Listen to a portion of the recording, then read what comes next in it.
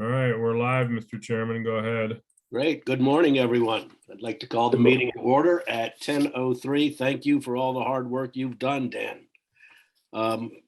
We have a lot of review material and some discussion on the agenda this morning. So I think to stay sensitive to how long this meeting might take, and we want to keep it very much on time, we ought to just jump right in and get started. So first question, are there any changes or comments on the agenda?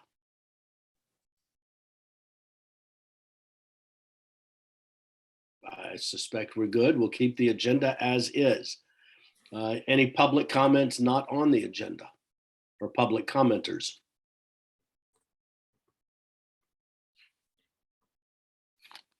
Good. So let's review and approve the minutes of April 20th. We've all got them. Actually, they're over on my printer. Any comments or corrections on the minutes?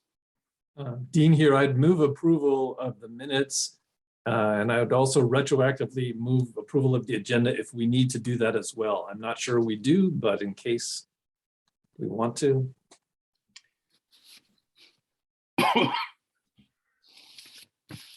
Probably couldn't hurt. I don't know the procedure, but yeah, it is technically a draft agenda. So, yeah. In that case, I'll second Dean's motion. So Dean has moved that we approve the agenda as submitted. Kent has seconded, and Dean has moved that we approve the minutes as written, and Kent has seconded. Any objections? Vote. I'll vote to accept. I'll vote to accept the first motion to accept the agenda. Aye. And the second motion to accept the minutes that's written. Good. Aye. So moved. So Dan, would you please tell us about item 3 on the agenda? We have a whole bunch of written material to review. And what are your expectations of us, and what are we about to listen to? Yeah, thanks. So I guess it's almost looking like a legislative thing here. Let me bring up the document though. So it's looking, I guess, and Charlie can correct me if I'm using the right verbiage, but I noticed sometimes you see a bill, like first reading of the bill and the second reading and the third reading and stuff like that. So what I've tried to do, at least in the agenda, is this is our second review of the policies and procedures. And then the first review, first time you've had to look at it, of the conflict of interest policy and the public participation policy. A big shout out to Dean Pierce for sending me the template on the public participation policy there. So I appreciate that, as well as earlier versions of the policies and procedures for borrowing from Northwest RPC. So thanks very much for that, Dean. So what I'm trying to do is just give an overview. So you guys should all see the operating policies and procedures. And what I've done, just to make it efficient, hopefully, is to highlight in yellow new text that I've added since you looked at it a month ago. So all I want to do is walk through these, answer any questions. No votes, because the whole guidance document is still being worked on by DEC, so I don't want to adopt something and then it's like, oh, they changed the guidance and now we have to change the language again. So and we're okay with chipping away at this, and DEC understands the situation. So any questions before I get started? Okay. So the first part was just to, put the citation in there for why this is being done. It's, what's the legal basis for this? Again, the definitions, the activities, what is it that the council does? And this language is, taken out of the rule. The membership stuff is all what you've seen there before, so on and so forth. How they're appointed, this language is lifted out of the legislation. What's new here is the alternate language. Let me make that a little bigger. So I had a conversation with Chris Rotler about this because I'm like, yo, we kind of have floating alternates for now. We have named alternates for the watershed groups, but in the other cases, it's kind of because there's only one alternate, it's kind of a floating person. And then I sort of advocated for, why can we have rotating alternates? As a way to foster participation and stuff like that, because otherwise alternates may or may not ever get a chance to participate. Right now, we're all in training mode, which is why I've been inviting the alternates, trying to get everybody up to speed on everything. It's fine that we have alternates here and we're able to compensate those ones that need compensation if they're not being paid to be here. And so I sort of advocated for that, and Chris is like, no, you must have a paired alternate. I'm like, okay. And so this is the language there. So just take a minute to read it. Just want to be sure people have it clear.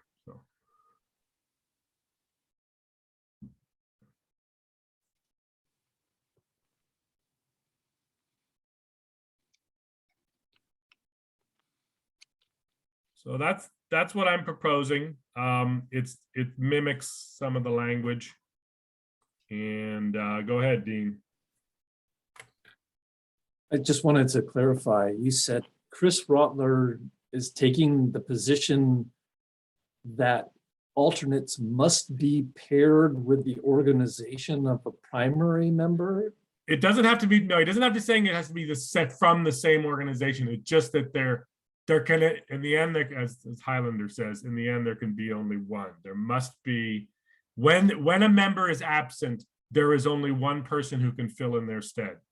And that person must be named and paired. They can either be from the same organization, may be appointed by the same member organization, or conversely, alternates do not have to represent the same as the primary for which they're an alternate. Okay. So in other words, Dan, if I'm hearing you right, since I'm a municipal rep and Dave is, and Tom is an alternate, Tom could be an alternate for me, but not also for Dave. Dave needs its own alternate. So well, if I can't be right now, and we're going to need to recruit more members. And ideally, we recruit another one from Chittenden County just to sort of more pair up correctly with Dave Wheeler. So whereas you guys kind of pair up in that neck of the woods and stuff. But so right now, and I put language in there, if you've only got one alternate, you've only got one alternate. But yeah, we're going to need to find a second municipal alternate. And technically speaking, we need to find a second one for the NRCDs. Okay. I want to clarify. I'm sorry. Go ahead, Dean. So if I'm understanding, it's really Chris just saying he doesn't want to see more alternates than members. So it really is a cap on the number. Yeah, I guess that would be one way to put it. Yeah. Okay. So my comment on this is that I think it's a little confusing. Just generically, I would say that wording more along the lines of alternates may be appointed. And then it goes on to say alternates shall be designated in the same manner as primary members, period. And then I'm not sure that the next two sentences are necessary because I think they're answered by the question of in the same manner as the primary members. I mean, I get that you're trying to provide guidance for the reader, but it's, I hear what you're saying, Chris. Is the language about pairing is right out of the proposed guidance right now. So that's what I'm mimicking. I'm not sure you guys are on the same page, and I'm not sure I fully understand. Yeah. I think Dean said it really nicely. There cannot be fewer, there's a cap on alternatives. There cannot be more alternatives than there are members, but is the inverse true? Can there be more members than alternatives? Because I think what I hear you saying, Dan, is I need to have an equal number of members and alternatives. Alternate, yes, but I put in this language in there because sometimes, like right now, we have no fourth alternate we have no second alternate for municipalities, and we have no second alternate for NRCDs. And we have no alternate at all for the land conservation sector. And are we clear that that's what they're looking for, that we have an equal number of alternates and members? Yes, and they must be paired. So there is no doubt legally, if so-and-so can't make a meeting, that so-and-so person B is the one that is the only one that can fill in for them. Is that your understanding, Dean? Yeah, I'm sorry to interject, but Dan, but you don't, if there isn't an alternate to be found, there's nothing that says you have to have as many alternates as you do members. I'd have to look at the rule. I mean, I think there's the opportunity to appoint alternates. My point is, you don't have to appoint alternates. That's an option for every, organizational type participating. That sounds right to me too. Right. And Dan, because I think if you carry that logic further, you can't, the organization has to be able to work. Like, they're not going to stop work because they don't have an alternate appointed. Yeah, right. Yeah, I can't remember if it's there shall be alternates or yeah, I don't have the language right in front of me from the rule. If somebody wants to look it up while I'm talking, that'd be great. Or the guidance, but yeah. So Yeah, anyway, we don't need to vote on this right now. So we'll massage the language further just in the interest of time. So wouldn't you just run the risk of not having a quorum if you don't have alternates for everybody? That's just the risk. Exactly. Yep. That's the risk. Yeah. So. Yeah, I just looked it up. Lots of Mays. Is that the rule or the guidance? I'm looking at the rule. All right. Okay. So 39503 meetings and actions D. May designate one or more alternate statutory members who may act in place of or replace their appointed member in the event of an absence or disqualification of that appointed member. Great. All right. As long as you're there, okay, so moving on, thank you for that. Sorry, I just want to keep moving things along since we got a full agenda. And this is, again, this will keep being massaged until DEC finally finishes the guidance. The staggered term thing, I put a language there, but I couldn't find any language about staggered terms. And I know it was talked about at one point, but does anybody remember seeing that somewhere? I'm kind of looking at Jared and Dean. Or Charlie. Yes, it is somewhere. I know. You didn't dream it up. Yeah, I remember discussing it too, but I don't remember it actually seeing it in black and white, to be honest with you. For the alternates or the Basin members? The Basin members, yeah. Okay. All right. So we'll just keep that little highlight there just in case it shows up. All right, so this part is all new here. Attendance, quorums, and votes.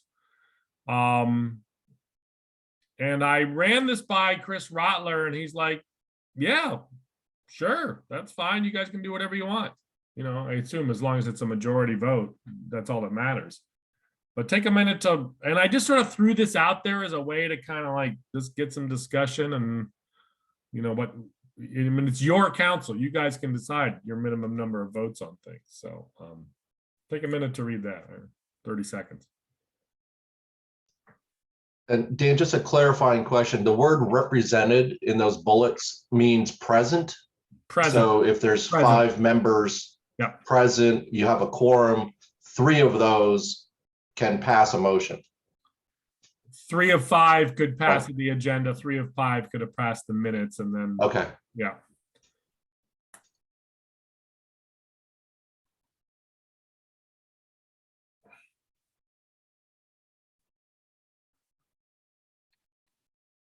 So, Ken, I'm going to turn the chair over back to you since it's a little broader discussion here. You mean are you if you want to call on Dean here and moderate this part. Well, I'm happy to, but I'm not sure why it would be my role and not yours. You're Fine, bro. managing this talk through. All right, go ahead, Dean. These are public bodies. They're subject to the open meeting law. For an action to be taken, it requires the majority of the body. So I think that you've gone out on a limb with these, some of these bullet points. So Okay. I would suggest you could address it by saying follow the open meeting law. So explain to me what you mean more specifically, because there's this whole thing about, well, you have a quorum. So as long as there's at least 5 people there, you can conduct business. Does that mean every motion, since there's 9 seats, does that mean every motion has to pass 5-5? Yeah, a public body, in order to that public body to take an action, it requires the majority of the body. So you are penalized for absences. This is, Okay, all right, thanks. That's good to know. I wasn't sure. Good. Thank you, Dean. So everything's a minimum of 5 seats for. So everything needs to be stated at a minimum. You got to have, 5 and 9, or if you only had 5 people, you got to get 5 votes. Okay. So moving then the third, fourth, and fifth bullet is really what I want to kind of get to you guys here, because so policies and procedures, I mean, that's kind of like the charter, of how you guys operate. It's, your rules of procedure and things like that. Would you want 5 out of 9 adopting policies and procedures that govern the actions of the other 4? So that third bullet there, the policies.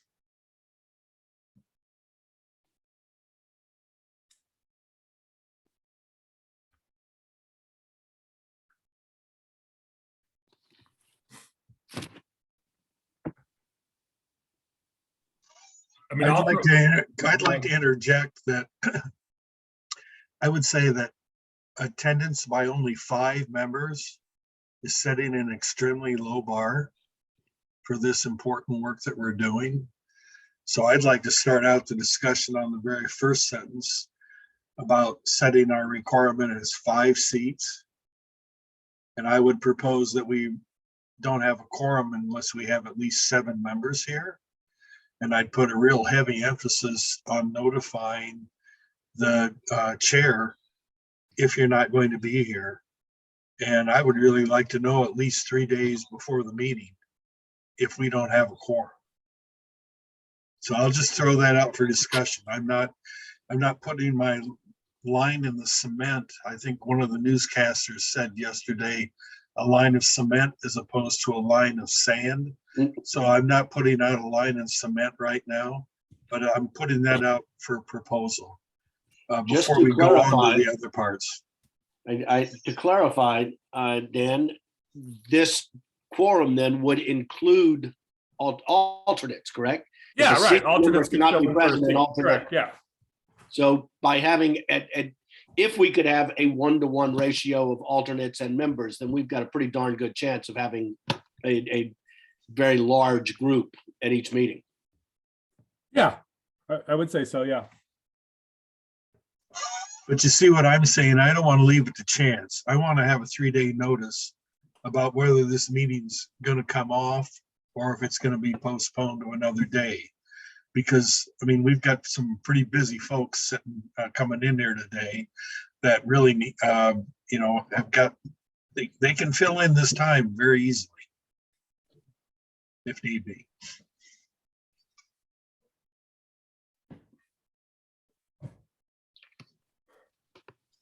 Yeah. My feeling is we should set the bar for 100% attendance. And I agree with Kent that having a 3-day notice, except in cases of dire emergency, is perfectly reasonable.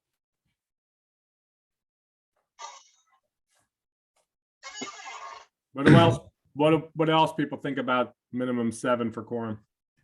I would prefer a minimum of 5 personally. I don't know how contentious this board is going to be. I think we're going to generally be in agreement on things. I could be wrong, but I know for myself, sometimes emergencies do come up at work, and so being able to get business completed with those who can attend might be important at times. And by not attending, you just lose out on being able to vote if you feel strongly about a particular issue. So if we have 5 or more show up and vote in favor of something, I think that should stand. And my feeling is we're dealing with two different realities. One is the legal requirement, the other is the expectation. And our expectation, I think, should always be as close to 100% attendance as possible. I agree there. All right, we've heard 5, we've heard 7. I think I would echo Dave's thoughts on, having a quorum be 5. I think, as Dave mentioned, it's important to be able to vote on important matters. And I mean, I'm going to plan on attend all the meetings. I hope that each of the members do. I know that a lot of our time is covered to be attending these meetings. So, I think that should be a high expectation. But at the same time, things come up. 3 days notice isn't always doable. And I also think Dean did a good job of clarifying some of what the constraints are.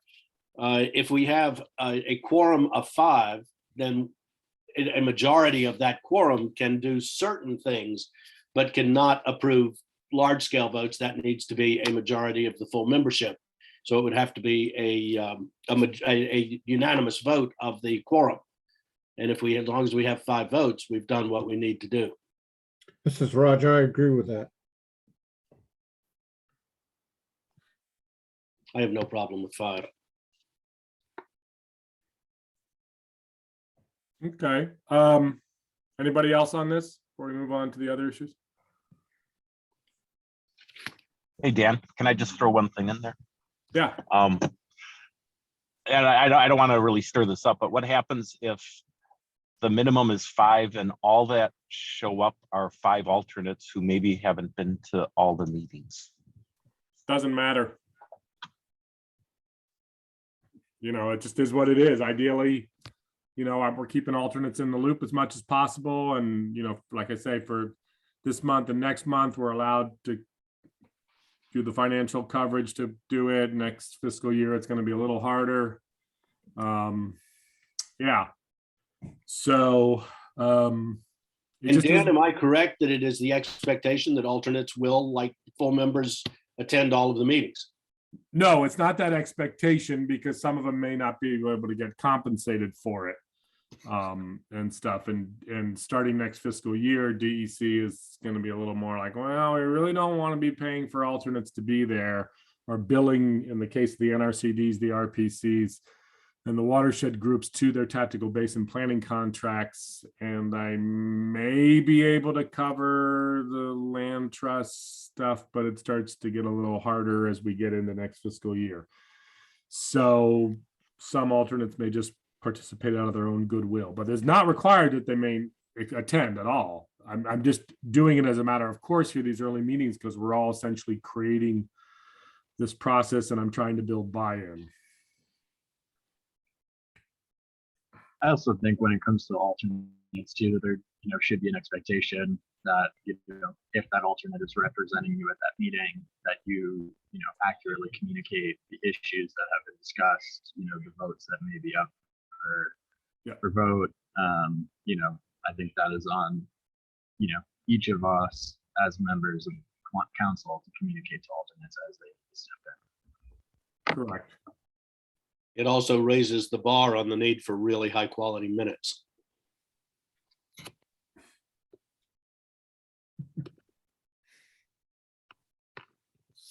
All right, just keep things moving here. So sounds like we're okay with 5 for a quorum. Okay. So from a practical standpoint, and as Dean pointed out, thanks, I always get this stuff mixed up, Dean. So yeah, so it's 5 votes to pass a motion. Majority of the body of 9. So 5 and 5. Let's say you only had 5 people there, then that's 5 people, and so when we get into approval of the policies, hopefully we'll have all 9 seats represented in June or July when we finalize these policies. But do we want to set a bar? Presumably, maybe people might be okay of 5 out of 6 on an agenda or draft minutes, or if there were 6 people present or whatever. So any thoughts on the adoption of the policy statements?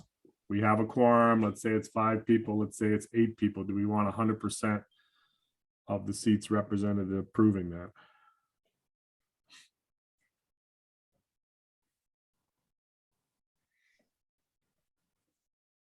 Personally, I would say yes, because it's kind of like adopting the Constitution. So.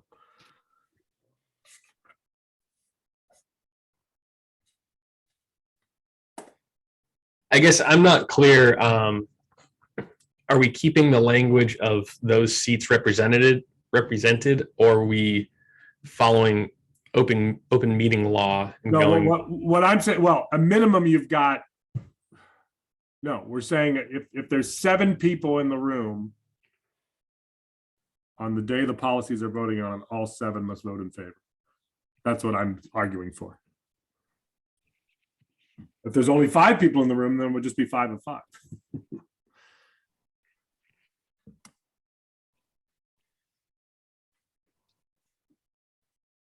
Yeah, I would be in favor of 100% adoption. Well, yeah, I mean, I guess going back to my point there, if we only have 5 show up, we have a quorum, then we would need it to be 100% of those individuals to meet open meeting law. Yep. I think we should just do what Dean was suggesting and have it follow, majority of the board rather than percentages of those represented. Right, but my point on that is that hypothetically, let's say all 9 members were there, you could have a 5-4 vote in favor of the policies with 4 people in opposition. But Dean, help me out here. That's what I'm saying. I'm saying this is like voting on your Constitution, your policies and your procedures, your conflict of interest. Well, go ahead, Dean. I would suggest that the place we can have this discussion is at the end of the document where it talks about adoption of operating procedures. This is fairly conventional. So it's in the paragraph that says this document that you're reading can be amended. And I think that would be the better place to say something like, instead of referencing the quorum requirements above, just specify in that paragraph that there is extra majority voting required to amend this document, at least as a starting point. The bylaws are a fundamental, it's the Constitution, like you say. So then the question would be how much more? If people like the idea that it shouldn't be as easy to change the bylaws as it is to decide other things, then how much more than a majority should it be? And I'm receptive to making the bar higher. And I would say that I wouldn't want to make it too much more difficult, but it could be quorum +1, quorum +2, to bring it to 7. That's probably as high as I think I'd suggest going just as a practical level. But anyway, this is my thoughts are that's where we can have this discussion, maybe make the note for the next round that this is the place where we will focus the conversation. Good point. Thanks. Any other thoughts on that, Dean? Response, thoughts? I have a crazy question to the whole group, since I am one of the real total newcomers to this group and don't know anything about how you all work together. are we digging this hole a little bit too deep? I may be a little bit Pollyanna-ish, but I've been pretty well assured by a number of people that this is a really collaborative, cooperative group, and we shouldn't expect a great deal of conflict within the group. And if that's the case, then are we making a bigger deal out of something that is probably never going to be an issue? And are we beginning the conversation by presuming that we're going to have some great disagreement rather than presuming that we're all going to be on the same page and that we're going to breeze through these, maybe with one or two people having a few objections, but nothing of any grave consequence?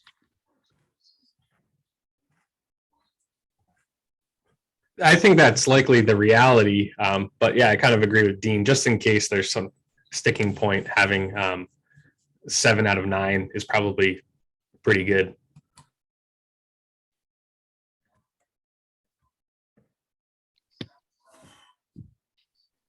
Okay. Good. And then again, just trying to get, we're not voting finally on this thing today. So any thoughts about voting on projects? You know, generally speaking. And hopefully that's going to be the meat of what you guys are doing here. Once we get these policies done and procedures, then hypothetically the major votes you guys are doing is just setting your agenda and starting to vote on projects. So do you want quorum +1, quorum +2, 7 out of 9, 5 just straight up, 5 voting yes, 4 voting no, etc. I think we should just go with quorum for projects. Mm-hmm. Are you talking majority of the quorum? No, it's the quorum. So if the quorum is 5, so if you only had 5 members, you'd have to get 5 out of 5. Yeah, okay, so it's 100% of the quorum. 100% of the quorum, right? Yeah. Yeah, sorry, I meant 5, just 5 out of 9 votes. Okay, Majority rules kind of thing. that's okay with me. Yeah, me too. And I was kind of hoping for more participation. I was hoping that there'd be a lot of eyes on these and that we were talking about large sums of money. And I was hoping for a real strong, voice from these councils saying that, I'm not saying unanimous approval, but it would seem there'd be a lot more power if we said that 7 out of 9 seats voted yes. So I guess I would vote for a little higher bar than that for this.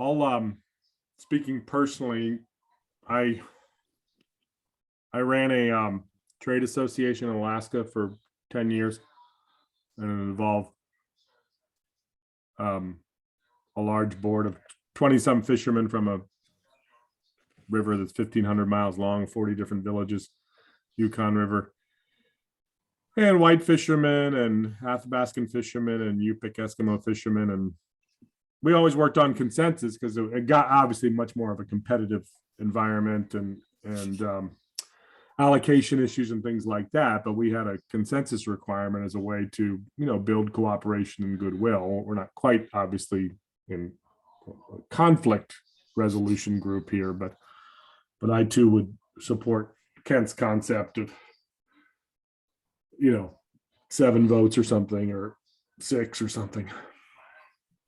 Why don't we just take a little vote among everybody on the call? How many think that it should be 5? How many think it should be 7 or more? By a quick count, or I don't think can you see everybody on your screen, Dan? Yeah, I can. Yeah, let's do a quick show of hands. How many think 5? Is this specifically for project votes? Yes. Okay. It's so a lot of people. All right, I'll just call out the names here. It's easier to do that here. So So 5, we've got Karen Adams. I'll just call out the seats represented here. Dean, what's your thoughts? I think 5 would be required for a project vote because of the possibility of recusals and maybe not having alternate. So I don't think we should, box ourselves in. Gotcha. Okay. Roger, you're filling in for 5. and Roger. Okay. And Kent. Kent, what are your thoughts? 6, 7? I'd go with 7, and then something I didn't get a chance to mention is that it may be such a thing that if we don't have a quorum, if we don't have enough people at a meeting, that maybe some of this would have to be tabled to another meeting. Yeah, good point. So, okay. Ken. I'm pretty neutral. I agree with everything Kent has said, and I also think that a simple majority should do the trick. And I'm still staying Pollyanna-ish and assuming this is ultimately not going to rear its ugly head. Gotcha. Okay. Dave Wheeler. I'm in favor of 5. Okay. Remy. I think 5 or 6. 5 or 6. Okay. Yeah, we don't need to finalize this. So, and let's see. Who else we got here? Okay. All right. Well, we've got about 4 solid ones for 5. Remy a 5 or 6. Kent to 7. Kent is a neutral. And all of ours. So okay. Well, we'll work on this some more and all. So the records show that Emily is here in the room. So okay. Yeah, we'll move on to and I got conflicting. I thought all along we were voting on a suite of projects, but then Chris Rottler sent me something saying maybe we're not. So I don't know what's going on. So all right, everything else stays the same. This is some new language that I just added. This is straight out of the draft rule. We'll take a minute to look at the dismissal, ex officio, compensation. The compensation is straight out of the, all this is stuff out of the draft guidance, draft rule, or the rule. So, yeah. All right, anybody got questions about that?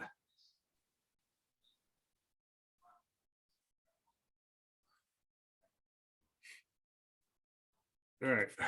Okay, let's keep moving along here. Yeah. Any proposed amendments? Yeah. Okay, so that's that document. So, all right. Let me just keep moving along here in the interest of time. The conflict of interest language. A lot of this was, some of this is referenced in the document you just looked at, but I just moved it into, because we want to, supposedly we're supposed to have a signed thing here. So I just sort of put the same language you've seen before in one single document. So anyway, that's pretty much it right there.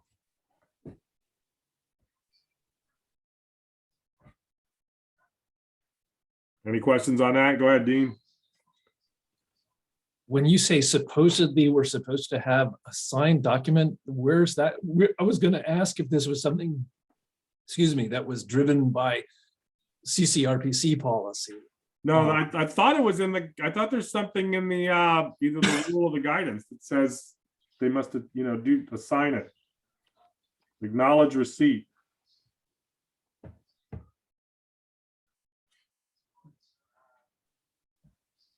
Will you double check that, Dan, to make sure? Yeah, I can. And it ain't a big deal. It's a fine document. I certainly have no problem signing it. But if we don't need it, we don't need it. Yeah. Everybody agree with that feeling? If we need it, we'll have it. And there's nothing here that's objectionable. Let's keep going, Dan. Okay. I Public. have some comments on the conflict of interest stuff. This is Karen Adams. Yeah, go ahead.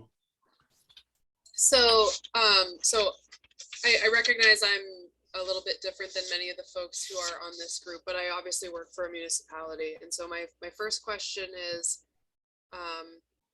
this reads, a council member that proposes to manage or implement a clean water project. So for me personally, is that a project I've designed?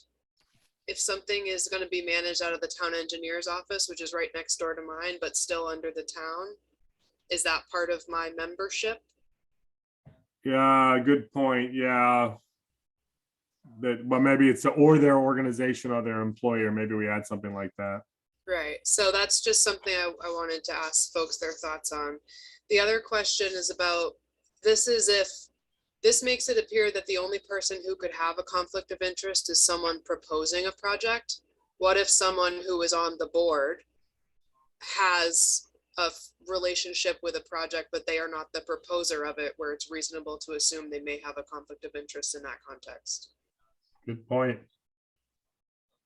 And Well then said. the last thing is, what is a conflict of interest? So I don't need to bring us down a huge rabbit hole here, but if someone is proposing a project that, you know, what if I'm married to them? What if they are my brother-in-law? Yeah. Is that a conflict of interest? Is it if I have invested in their company? Is that a conflict of interest? I think it's probably better to be more specific than less here. Yeah, you're right. And this language is mostly was just written through the lens of we didn't want, you know, an organization voting to fund a project for themselves, because this whole council, no offense to DEC and those who wrote the law, was set up with embedded conflict because everybody who's on this council might be managing money that they're voting on. Yeah, and that makes perfect sense. I'm just thinking this is a pretty small state, and there's probably some relationships that Yep. I might think are a conflict of interest, but if that person doesn't identify it as such, I have no mechanism to say, hey, what about this? Yeah, good point. Yeah, very good point. So I don't know if you have some language, Dan, you could pull from for other organizations that you folks manage, but we certainly have, you know, pretty fully Yeah. fleshed out conflict of interest language that I'd be happy to send your way. Yeah, if you want to send it to me, I know we've got some that we could borrow, but if you've got some handy that you can send me. Sure, And I'd I've be seen that happy. language before. Go ahead, Charlie, sorry. That's all I had on that. Okay, Good. Really good points. Thank you, Karen. yeah. I've seen that language before about family stuff or whatever, yeah, so. Okay. Yeah, I mean, just the last thought on that. I'm also part of other boards where members have to vote on whether they think another member has a conflict of interest. I'm not supportive of that. But I'm just putting it out there that that's how some other groups handle it. I tend to feel like anything that feels suspect to a member could and should be called into question. But the voting aspect makes it seem like I get to control whether someone has a conflict of interest. And if they feel they have a conflict of interest, that should usually be the guidebook. Yeah. So I'll send that your way, Dan. Great, thanks. All right, moving right along here. Public participation policy, and again, I had some of this language cited before in the first document, but I borrowed this from Dean. This is a lot of this stuff is lifted out of the rule and the guidance and all that kind of stuff. So that's basically what it says. And this is because it's required. This is all this language about public participation is required, both of the QUISP and the BWIC. So it's pretty straightforward stuff, but.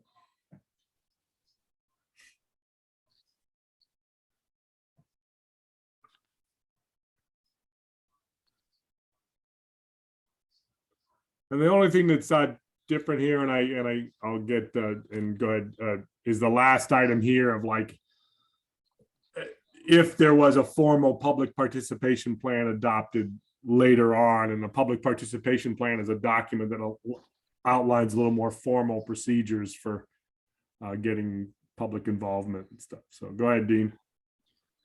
I was just going to say, it seems like if there's the requirement for this policy or something like it, So we get started with something that's an interim policy. We commit ourselves to developing something that's fuller. How long do we give ourselves? Is it, what are the numbers for the blanks? Is it 6 months and 12 months? Yeah. Is it something, what else, what are the numbers? And Yeah.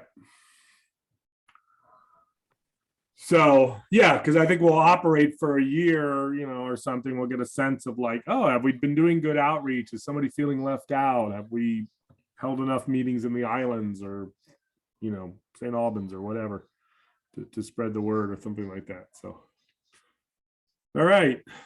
Again, so this is just the first time you're looking at it. Any last questions on this before I kill this Do you have screen? a strategy, Dan, for filling in these blanks with the numbers? Not yet, but we'll talk about it at our next meeting.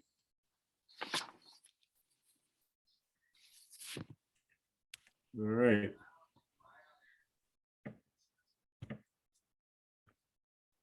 Okay. Next item in the agenda, Karen Bates was here, but now I don't see her. So I'm going to share my screen here on the grant methodology. This is really just information. I don't know enough about this document. It's not final yet.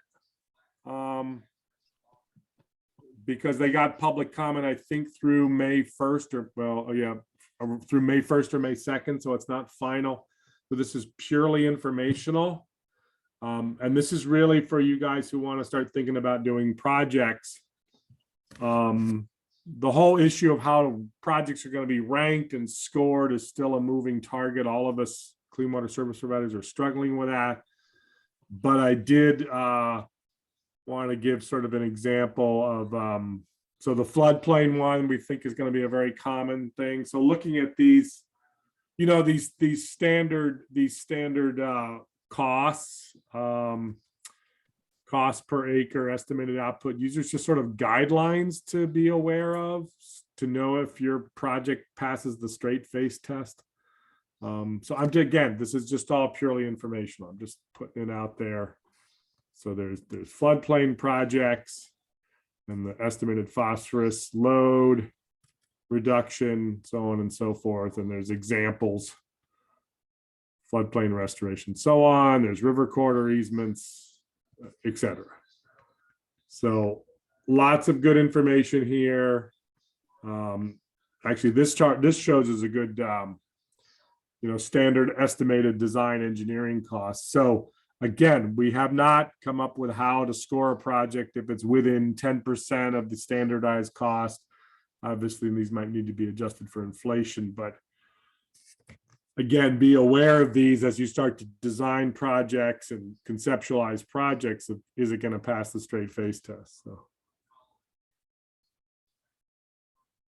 and any questions about it? Although I doubt I can answer them.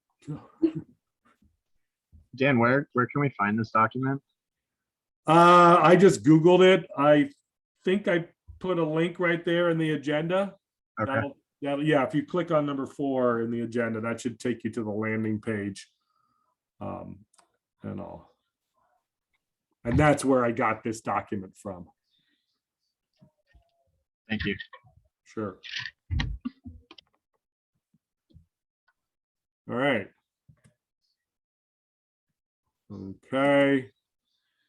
All right, so the implementation table, again, this is just purely getting information out there for you guys. Let me share that screen.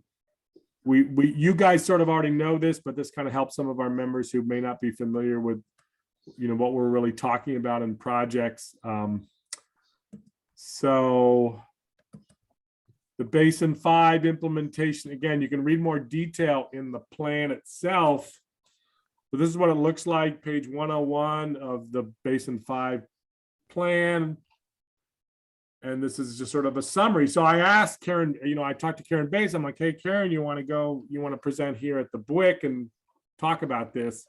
And she's like, well, it's all in the plan. And I'm like, oh yeah, you're right. It's all in the plan.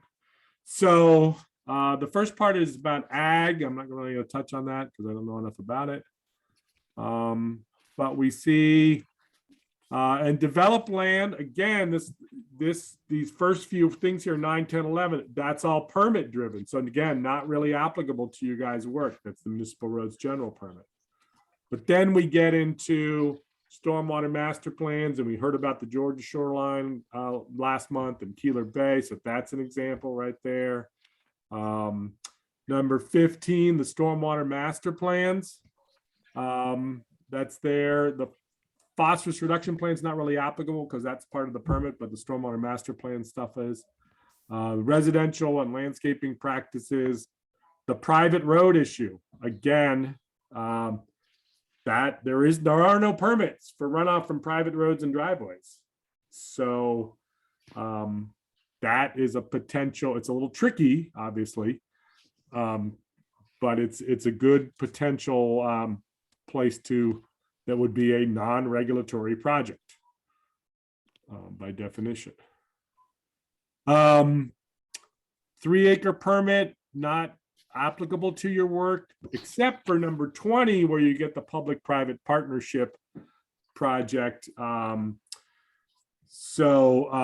DEC has shown some flexibility in allowing that funding. And then the community wastewater, again, potentially, if it's not, again, not permit related, I'm just sort of putting that out there as potential project options. And then the big one, it's all about the rivers and the lake floodplain restoration and geomorphic work, et cetera. So that is, hopefully the bread and butter of a lot of what the work that will be funded and can be funded with these funds, the river work, the culverts and bridges, in-stream ones, that's a possibility too. Again, that's all part of river restoration, removing dams, etc. Any kind of ad hoc water quality work and decreasing fluvial erosion that's not permit driven. Again, the forest, a lot of the forest project work or restoration of what's the word, finding the old logging roads and fixing those up to stop erosion. That's a big possibility. And then here within lakeshore, eroding shoreline issues. That's one too as well. And then wetland protection, I should add a circle for this one for restoring wetlands. And all. So again, that's just for information.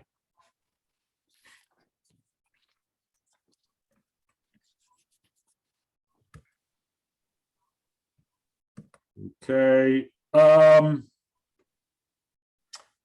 Great. So we're moving along. Efficient meeting here. As far as updates on other things I'm working on, I do hopefully this week we'll see, to get out the RFQ that goes to the engineers.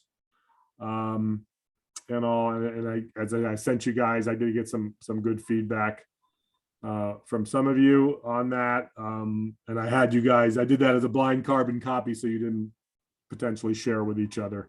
And so the RFQ for engineers, we hope to get out here pretty soon for Basin 5. And it's basically, generating a list of pre-qualified people that, we could use as a quiz, not that often, but mostly it's making a list of contractors and engineers, which you, the organizations and municipalities and NRCDs and land trusts, can then just go to the list that we have of pre-qualified people and solicit at least quotes from 3 of them when you're doing a design project or you need an engineer to oversee construction, things like that. And then the one that's going to take a little more work will be the call for partners, the call for project implementors. You guys will not see a draft before that goes out because you guys will be the ones responding to it. But yeah, that's all about basically asking the NRCDs, the watershed groups, the land trust, and municipalities saying, are you interested in being a manager / implementor of non-regulatory phosphorus water quality improvement projects? What's your administrative skills? You managed grants before, you managed engineers, you managed yellow machines. Come to the table, tell us that. And that is essentially the process, so that later on, when we get in the next fiscal year, somebody, for example, Friends of Northern Lake Champlain, would get pre-qualified. Then they could come to us with a project. The BWIC would vote on it, and then the BWIC would award a sub-grant, not a contract, a sub-grant. It's a different type of procurement, a sub-grant to Friends of Northern Lake Champlain or a municipality or whatever. So.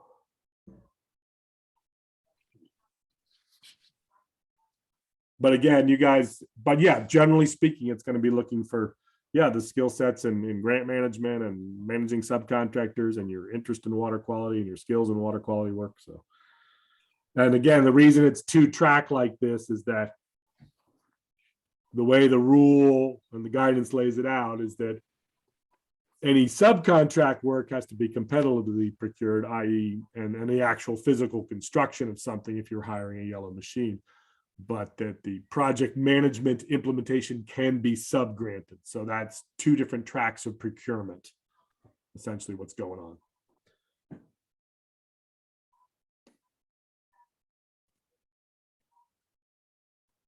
Okay.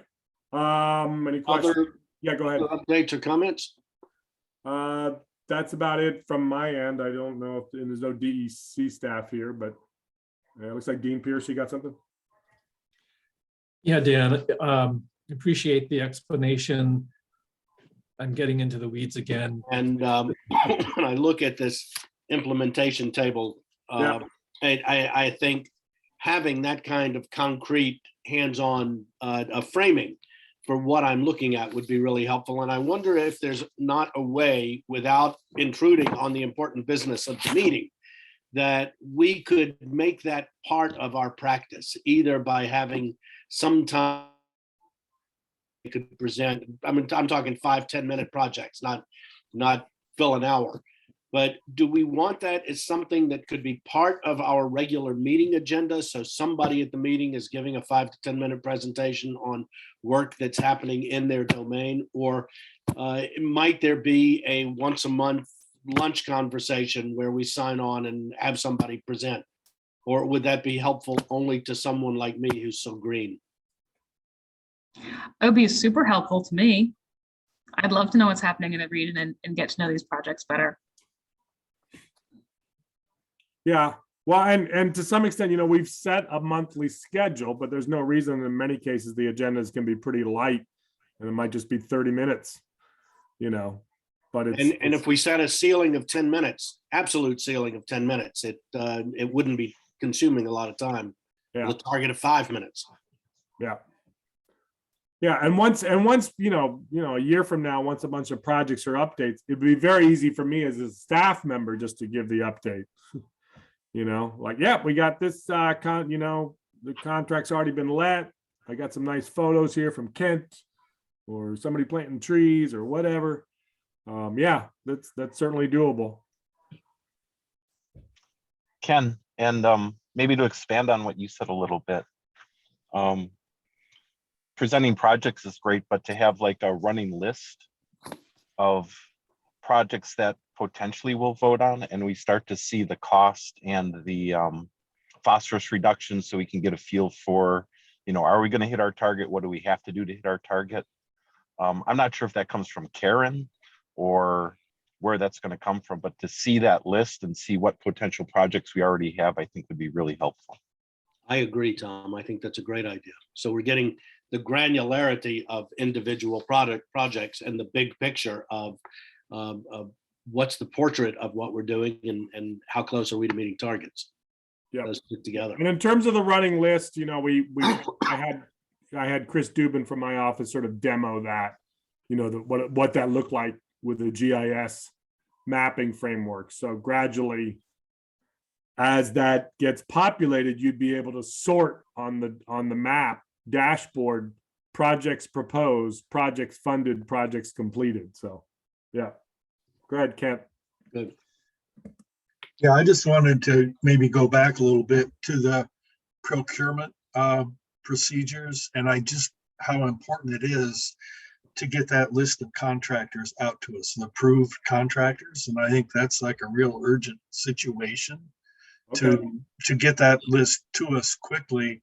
And then the process for getting the information out to them, you know, that's a real challenge with communications. You know, as we put out bids over the years, you know, nobody reads a newspaper anymore. What other channels are there for us? What are the proper channels? And then what's approved? What are we going to approve for channels? I mean, if we're going to be allowed to just put out a message to our 3 favorite firms that we work with, how do we really make this a comprehensive process so we're sure that it's inclusive? Yeah. And everybody's getting their eyes on this. I'm literally looking, you know, to this group to really improve on this, on the current process. Yeah. Yeah, for the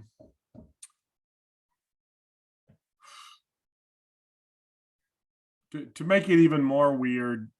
So after I worked on the subcontractor RFQ, Chris Rottler says like, well, and it's okay if somebody wants to recruit outside of this list that you generate.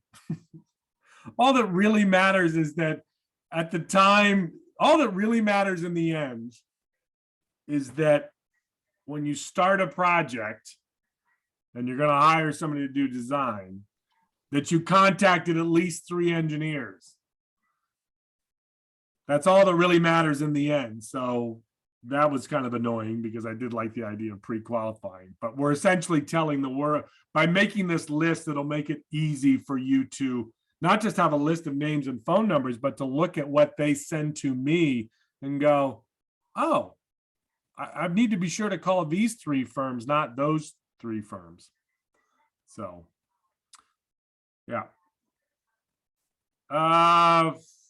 Dean, I saw your thing in the chat there about the sub-grant guidance. I mean, that's kind of like the procurement policy, our internal sub-grant. I don't know what to do with that because it's contradictory, because on the one hand, they're saying, oh, BWIC oversees things, but then they're saying like, you can't show them the RFQ for sub-grantees, which is obvious. So I don't know what to do with the conflicting guidance from DEC. So,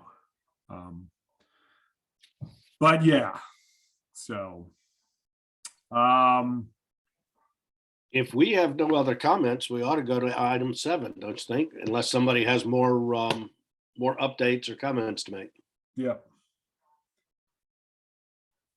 And item 7 is a simple action item based on the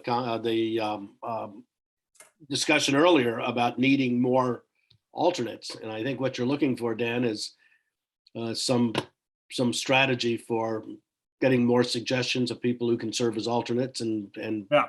getting them on board. Yeah, and for the municipalities, what I'll do, because there is a coordination role, the municipal seats are selected in consultation with the Clean Water Service provider. So basically, I will send a note to my other Chittenden County towns in the basin saying, hi, we need an alternate for Dave Wheeler. And then once that comes in place, then Tom could just be your alternate, Ken, because you're both from the islands. And then we'll hopefully find an alternate. As far as the land conservation organizations, Emily, I know, keep beating the bushes or find anybody. Did I guess the question for you, Emily, did we ever hear at all from Lake Champlain Land Trust? Nothing. I sent multiple messages. I don't think we're going to. Gotcha. All right. Well, yeah, and I'll make another send out. I'll send out another email because I've got, there's quite a few land trusts in our area, but nobody's replying back to me. Dan, Go ahead, Remy. I was just going to say, would the Winooski Valley Park District be eligible? I mean, that's a little sticky because they're also, I think, a nonprofit and municipality. Just a thought. Are they a municipality as well as a nonprofit? I mean, they have municipal partners. They are. They are, okay. Yep. So I think I don't know. they would be great. Just one more name to throw out there in case. Yeah. And in the case of the park districts, did they own the land or the towns own the land? The park district owns land. Oh, really? Okay. Or typically the easement is held by a partnering agency like a land trust or VHCB, Yeah. but it is owned by the Parks District. Yeah. So, okay. And NRCDs, Remy, I'm not sure what you want to do if, can you guys just talk amongst yourselves and figure it out? Because hypothetically, maybe Adelaide could be your named alternate, and then the named alternate for Grand Isle would just stay as Lauren. So, Yeah, I can definitely narrow something down for the other NRCD spot, whether that be a board member of ours or a staff member. yeah. I mean, I like the idea of the floating thing because then Lauren could fill in for either of you being absent, but DEC did not see my wisdom, so. Yeah, no problem. I can coordinate that. Okay. All right, great. Before we get to item 8, I would ask everyone, before we start thinking about the agenda for the June meeting, where do we stand in terms of timing? We've got all these draft policies and procedures that we've just been looking at. We know we're all chomping at the bit to start to get some projects underway. Can somebody just give us a sense of the timelines we're looking at so we know what we need to accomplish by next month?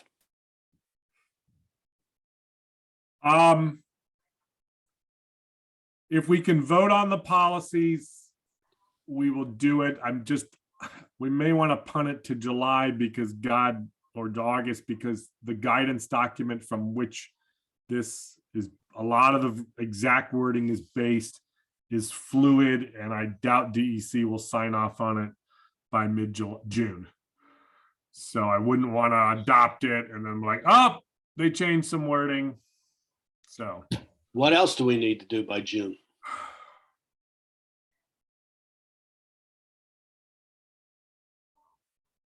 I think as far as mandated, technically there's things in our performance contract that are supposed to be done by the end of June, but DEC is being flexible and recognizes, well, we can't really finalize something if the guidance is still in limbo. So yeah, but we do hope at the June meeting, hopefully I would be able to present, like the list of contractors, the vendors that we've pre-qualified, and hopefully we will have a little more, again, not action item, but more description of like how to submit a proposal to us, to the clean water service provider. We're supposed to solicit proposals and review proposals. So hopefully we'll know a little more again, still informational, just getting you guys up to speed is all we can be doing at this point on how a project needs to be proposed. Does it look like a grant application? What does it look like? Would it make sense to do a little foreshadowing of what might be coming down the pike for those of you who have projects that you're going to be proposing, to give us a little sense of what they are, so we can all have a sense of what this. We kind of did that at the last meeting a little bit. And all the last meeting I had the groups talk a little bit about some of their projects. Well, those were the projects I thought that were those the ones that were underway, or something is happening, or the ones where it was a little mix. It was a little mix of both. It was mostly projects that had been completed, but that's what I'm thinking. For what I'm suggesting is for those of you who have projects that are going to be proposed, what are they? Let's get a sense of them. Yep. Yeah, that could be so a little round robin or whatever the phrase is. Does that seem like a reasonable way to spend a little time together? Yeah. Yeah, and Dave Wheeler, I may call upon you guys if you guys are interested in potentially pursuing that project over by the water treatment plant. Yeah, so we've worked with Fitzgerald Environmental on a number of like floodplain reconnection projects throughout the city, understanding they're non-jurisdictional. But we were kind of exploring within the Potash Brook watershed, which is impaired for stormwater, the state has a model where you input traditional stormwater ponds. There's not really a mechanism to input, floodplain reconnection projects, but we are thinking it would certainly provide a benefit towards our streams, in addition to getting non-jurisdictional credit, for this group, as an example. So we have identified at least 2 decent projects. We think one is down by the Champlain Water District facility, and one of them is just south of Kennedy Drive, north of Grandview Drive. So we have kind of conceptual level plans for both of those projects, and I anticipate we would submit those, for funding. Yeah, and the whole thing with the MS4s and flow restoration plans, which is all about volume, there's no phosphorus targets embedded in those. So there might be a way to blend a half permit project with a half non-permit. So as long as you're showing like, hey, we're doing this phosphorus reduction measure, that technically is not required. You're only required to restore flow. You could still have tons of phosphorus going into the lake. Yeah, and granted, we have our phosphorus control plans as well, so we are hoping to reduce phosphorus. But even when all is said and done, and we implement all of our flow restoration projects, we've got, I think, 100 stormwater treatment practices proposed just for Potash Brook alone. But when all that work is completed, we'll be reducing the peak discharge to the streams, but those streams are already incised. So the next step is likely going to be some sort of stream channel restoration, and whether that's, beaver dam analogs or floodplain, reconnection. I think that work will need to occur to really see an improvement. So can I suggest that anyone who has a project like Dave just mentioned that you're going to be proposing, let Dan know, and we'll limit the number, but we'll hear from a couple of them so we can start to get a sense of what's out there and what's going to be coming down the pipe.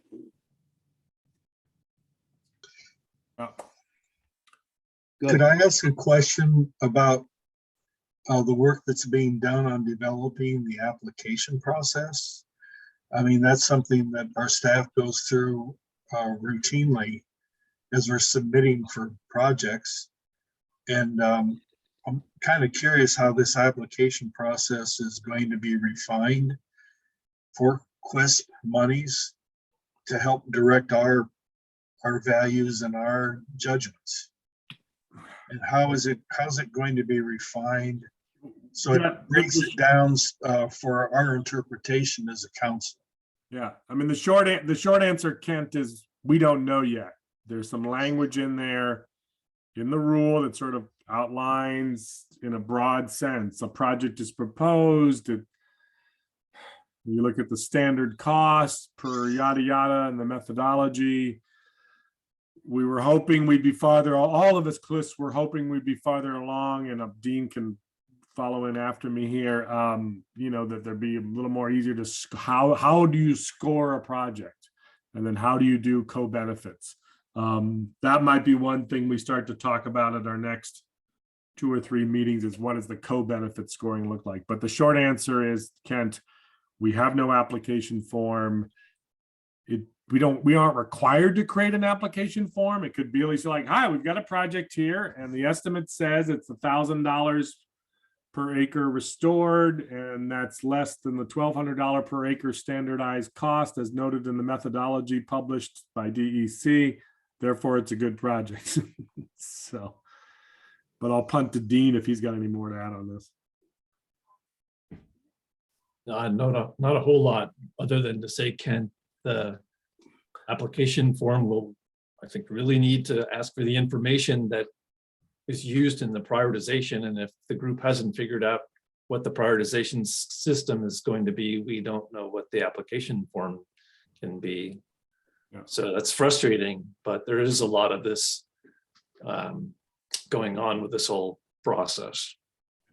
Do you think that members of the council, do you think if our input would be valuable because this is developing? I was going to suggest the same thing, Kent. You seem to have some good ideas of what's necessary. Could you put together sort of a straw document that people could react to? Well, I think actually I would say, I hate to say this, but the best way, Kent, for you to propose some good ideas is reach out to Lynn Muno at WOV, because they're involved in the discussions, the working group sessions that Dean and I and others are having with DEC on, because this is all going to be in the guidance document, the Bible of how QUIS operates. So if you got some good ideas on what might it look, and it could look very much like existing grant applications. A lot of the stuff is basic, natural resource screening and all that. In the end, the key thing is that you're going to have to show how you calculated the phosphorus reduction from the proposed project. And the key thing is that it's consistent with the methodology and tools the DEC is working on now, which right now are only interim tools right now. So take a look at that link in the agenda item 4 of A&R formula grant methodology and read that with a fine-tooth comb, and that'll give you some sense of how a project has to be justified. So I wish I could give you more on it, but I just can't. Kent, do you have ideas about how to refine that thinking? Well, I've been working with WOV, and I've been working through the process, through the target goals process, and there's others on this meeting that have been and providing that. And I'm just kind of curious what the council's role is in this. And if we have a chance for input, and is that something that we'll be doing?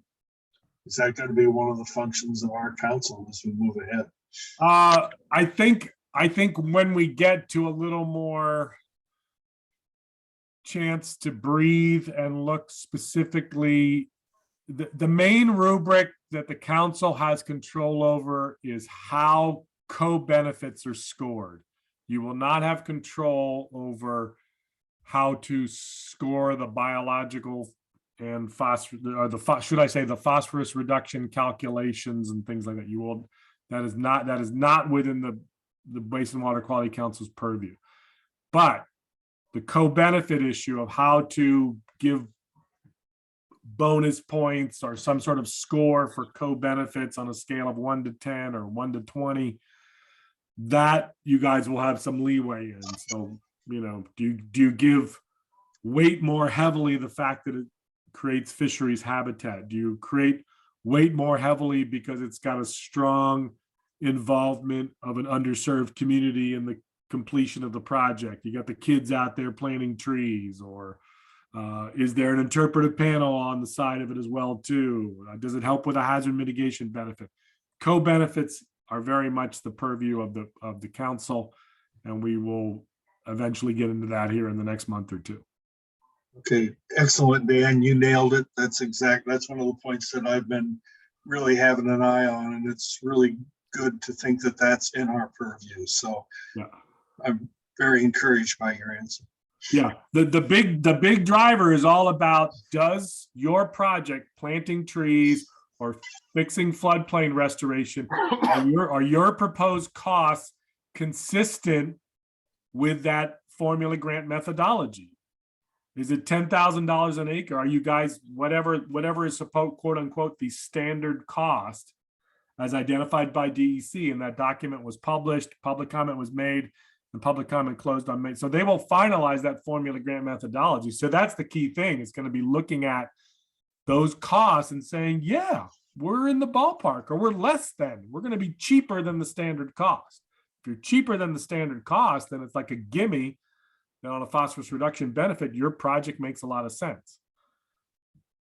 Right. And then the co-benefits are just, yeah, those are the icing on the cake and stuff. So,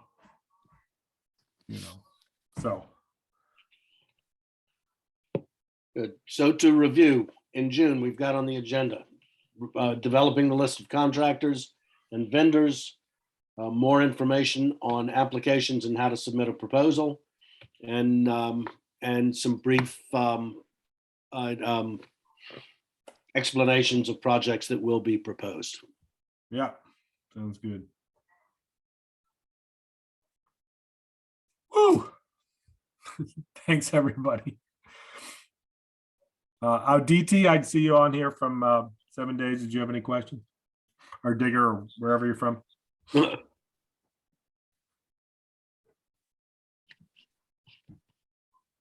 I thought a member of the press was here. So, okay.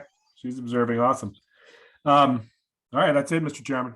Okay, do I hear a motion to adjourn? So moved.